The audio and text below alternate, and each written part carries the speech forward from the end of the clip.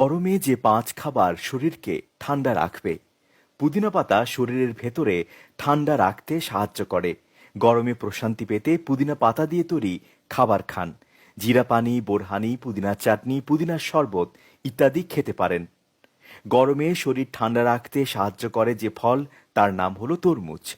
বাজারে পর্যাপ্ত তরমুজ পাওয়া যাচ্ছে, তাই প্রতিদিন খাবারের তালিকায় রাখতে পারেন এই ফল।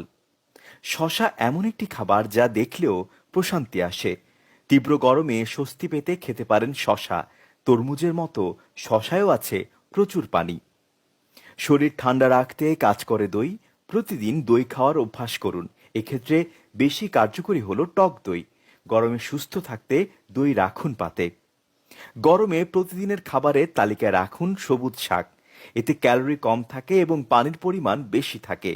ফলে শাক খেলে একদিকে যেমন শরীর ঠান্ডা থাকে, তেমনি ওজনও নিয়ন্ত্রণে থাকে।